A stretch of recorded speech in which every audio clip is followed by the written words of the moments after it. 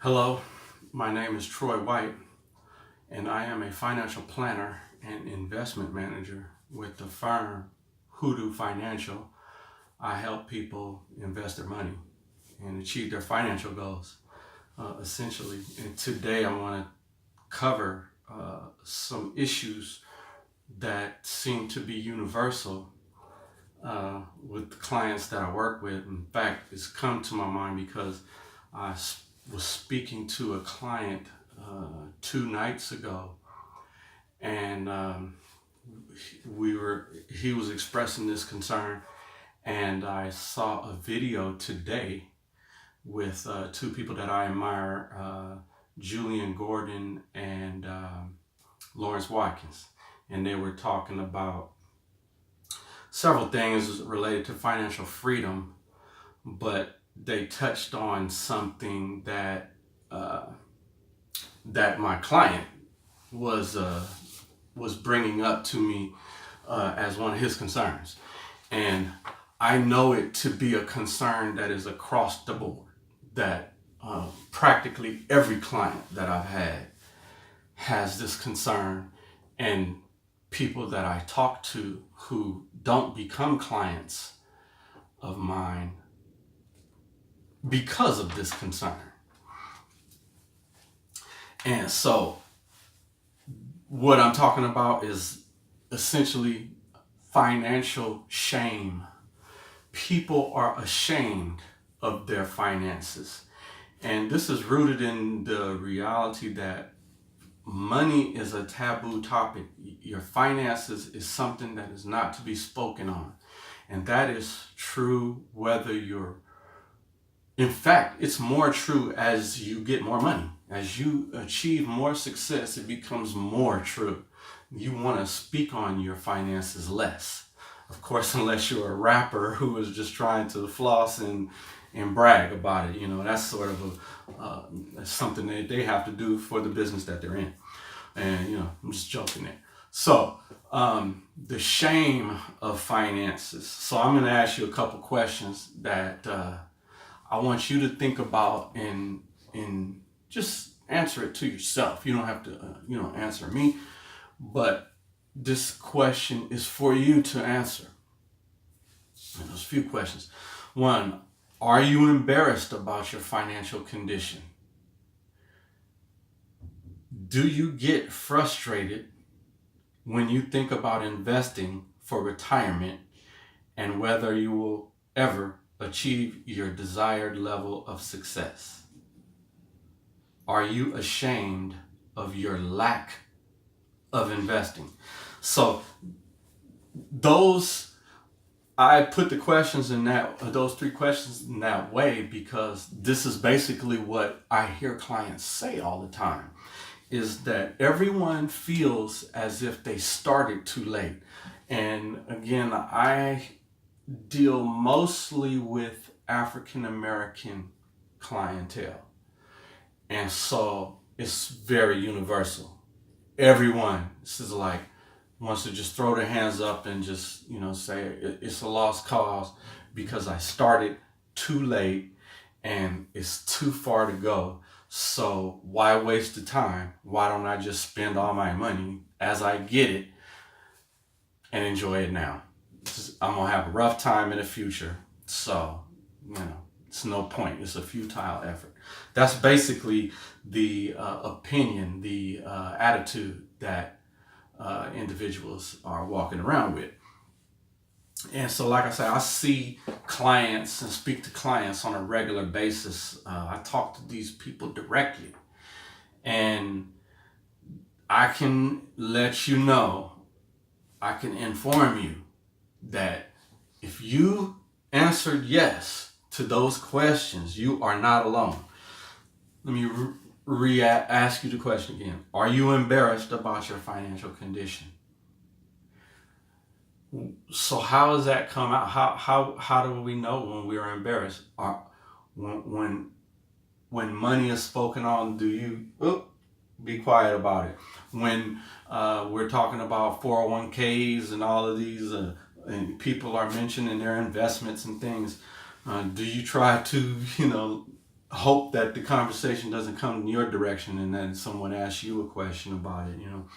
Do you get frustrated when you think about investing for retirement?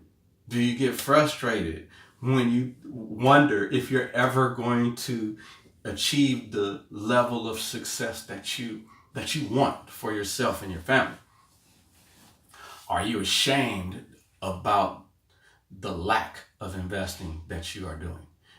And that is embedded with that, you know subconsciously that you should be doing something, but fundamentally you just don't know what to do, how to do it, where to do it, where do I start, how do I get this thing going? I don't have a strategy, I don't have a plan, I don't have the knowledge, I don't have the information. Does that fit you? Are you one of those people? Let me give you some insight. Most people are that person. And from the outside looking in, and I'm going to include myself in this category. From the outside looking in, it looks like they have it together.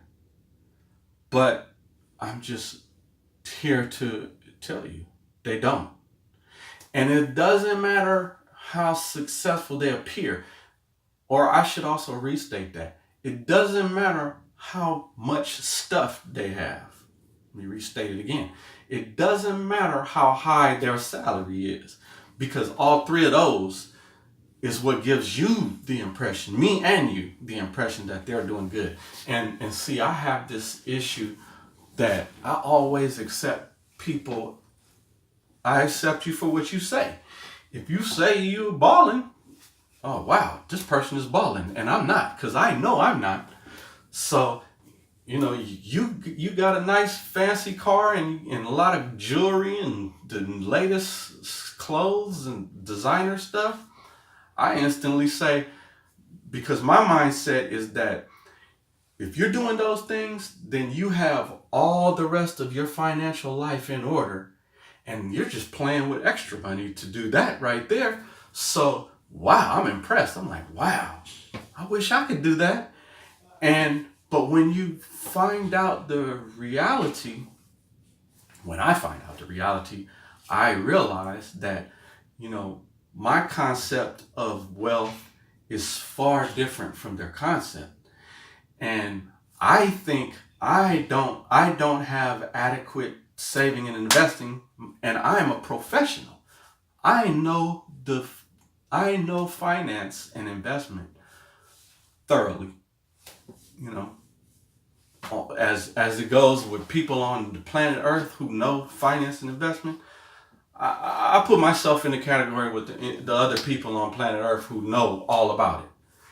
So of course, some people know more, some people know less, but I'm confident of my knowledge and ability. Yet I take you at your face value. So if you say you're balling with your clothing, your jewelry, and the appearance of your lifestyle, I have this habit of believing what you say. But I know my situation, and I compare you to me, and so there's financial psychology at work all the time. So I'm not immune to it. So like I say, I take a person at face value. But when the numbers are laid out before me, I see that there's no reason why this person should have this nice car. I call it nice. Let me scratch that word. Should have this expensive car. I don't care if it's nice. It's not necessarily nice, right? It's just a car with a name brand on it. There's no reason why you should be walking around with look like King Tut with a bunch of gold on and diamonds. There's no reason why you should have these name brand apparel on your body. And financial psychology from the outset tricks me and you into believing a certain thing about the individual who does that. And so that is all built into the financial shame. on both sides. The person over there is trying to impress me impress. When I say me, it's all of us, the outer society.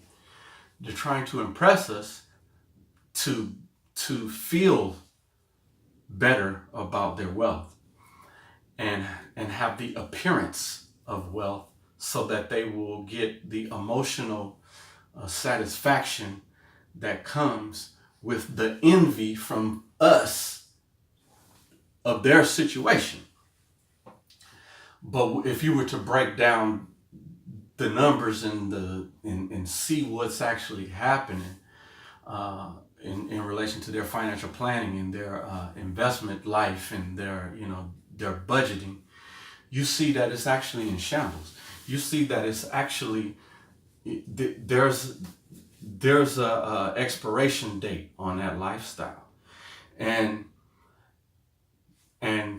with the proper financial planning and financial literacy and financial actions, that appearance could be reality, but it's not. So, like I say, almost everyone feels that way. Those answers to those questions, embarrassed about their financial condition, ashamed about the lack of investing, frustrated that they didn't start a long time ago. That's universal. Everyone thinks, dang, I didn't start soon enough. But what I want to point out to you about that is that these things, when we finally in your adulthood, you learn about financial planning, investment, and saving and budgeting. You're into your adulthood when you find out these things, because it's not taught in public schools, and the legacy of the social condition of African Americans has created a circumstance to where the information is not received and not passed down and not acted upon. So you have this feeling of starting late, but let me give you some insight. Those people who don't feel that way because they didn't start late, right? Well, whether they're black, white, whatever, right? It's because their parents got them started, informed them, educated them, and then they just took the baton and continued running on the track. It's as simple as that. And they didn't know much. They probably don't know much now. But they were already handed the vehicle and instructed to go that way. And that's pretty much all you got to do. With investing, understand that it's just a matter of you getting your system together, set your investment strategy, implementing that strategy, setting it, and forgetting it. Now, it sounds good, but I don't really want you to forget it. But you set it up to be continuous, so it doesn't take your constant attention to do this.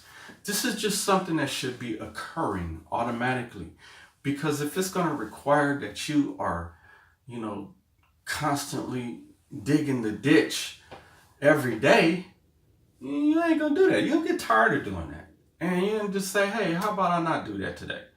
And then if you say, let me not do it for a set amount of time, then that becomes a habit. That habit becomes consistently, it grows into being who you are. You have a habit of not investing. So I'm saying that because I want you to understand that you are not a lost cause. It's not too late. You can still do it.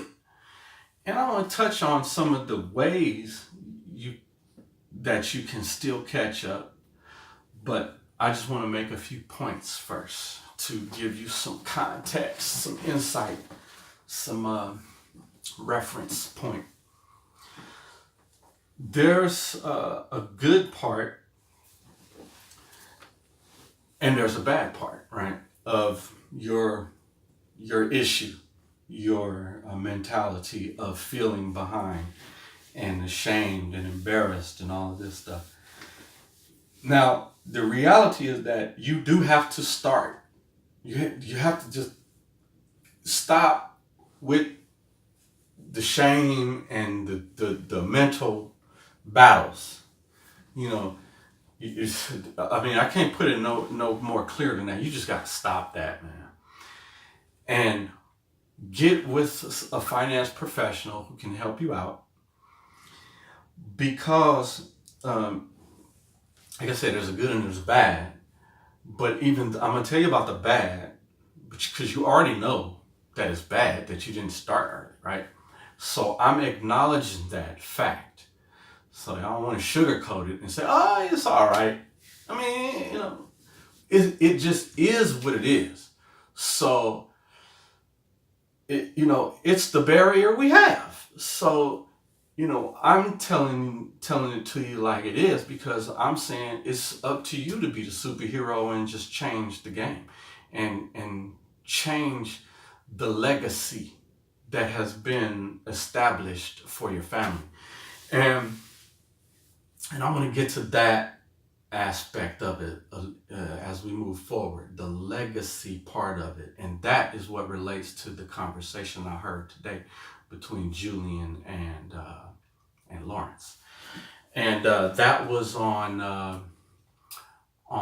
the Black Business channel. It's on YouTube. Go check out that channel. Subscribe, watch their video, and like it. It was good information. So let me touch on why it's bad. I'm going to acknowledge your fear. Your fear is true, right? To a certain extent, and then I want to try to alleviate those fears later. But I want to acknowledge that fear, but I want to get into a little detail and tell you why. And then the same factor that makes it bad is the element that we're going to use to turn it around and make it. We're not going to make it good. We're just going to make you good. We're just going to fix it. We're just going to do the best we can. And I think we can do good. We can do a lot. All right. So the bad, what's bad about it? Well, there's something called the time value of money. And this concept is at the very heart of all investing. And so investing relies on compound returns or compound interest. And what that means is, I've spoken about it and made this analogy before. It's the snowball effect. You have heard of that.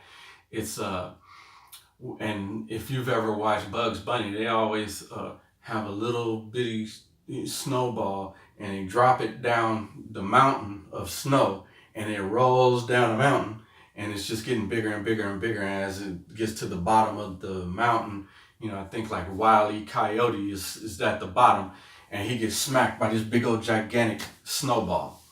Well, that is the exact analogy for compound returns. So the snowball is the original dollar. And as that dollar rolls down the hill, it's gathering more snow. And so that snow is compacted on top of the ball that you started with, but each inch that it rolls down is compacted on a larger ball. So the ball's this big, it rolls down the hill a little bit, it just gathered more snow. So now it's this big. It rolls down the hill a little bit more, it gathered more snow, it's this big. It rolled down the hill a little more, it gathered more snow, it's this big. So it's snow on top of snow on top of snow. So it's interest, and interest is a mathematical thing, right? So let's just say $100 and you're receiving compound interest of 5%. So that's a very simple calculation, right? 100 times 0.05. That's what you're gonna receive, right? So whatever that answer is, that's what you get. That was your return. So I'm happy about that. That was your return for the year. Okay, I'm happy about that. So the following year, you're not getting those compound. The next year, you're not getting compound return on $100. You're getting compound interest or compound returns on $105. And then the next year, so that's 5% of that piece. So then the next year you're getting 5% on the $105 that was increased by 5%. And so then the next year you're getting another 5% increase on that amount. And then the next year you're getting a 5% increase on that amount. So that is the simplistic way of explaining the time value of money. So it takes time. It was time from when I had that original snowball and rolled it down the hill. There was a time I started and there's a time at the bottom of the hill. And there's value in between. So in between is the value is represented in the size of the snowball. Big, big, big, big, big, big, big, bam. So that's the concept in my visualization chart for you, right? So that is where the issue of, hey, I started too late comes into play. And so, that just puts you behind in terms of your goal, but understand we haven't reached that end point yet. So you still have time. So imagine for us for a moment if, there's 3 people and we all need to get to New York. But one person leaves, they left a month ago. One person left a week ago, and I'm still here. I haven't even left. Right? I'm in California. Okay, and so the race here is against time, being my end goal is way over there in New York. That could be retirement, whatever you want it to be.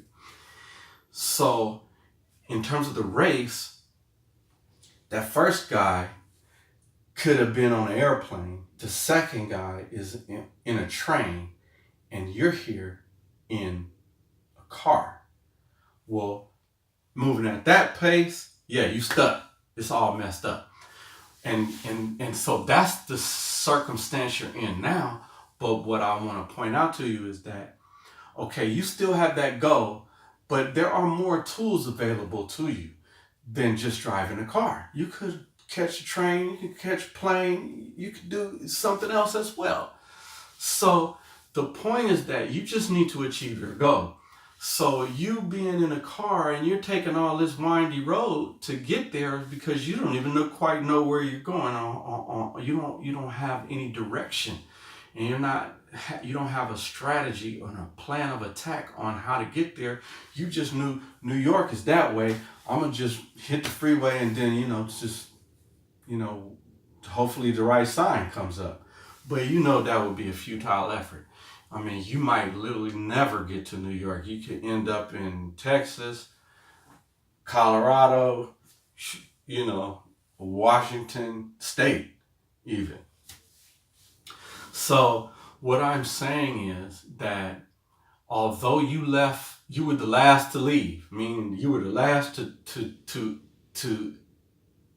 take advantage of these transportation methods.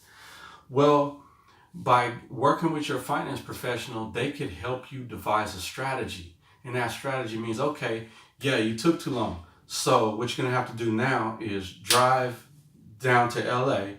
And from LA, I want you to catch this bullet train over to Arizona.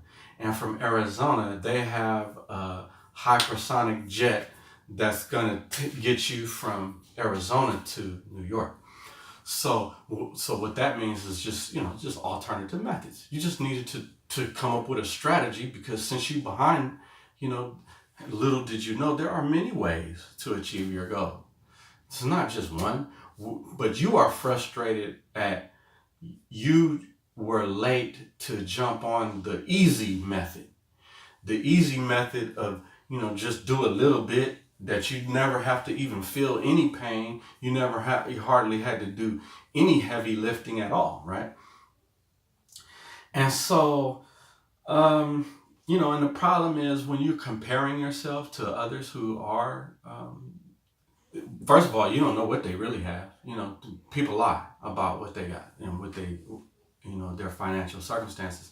And not only do they lie about it, sometimes they have been lying to themselves about it, and they have convinced themselves that they are all right, or they don't know that they are actually underwater.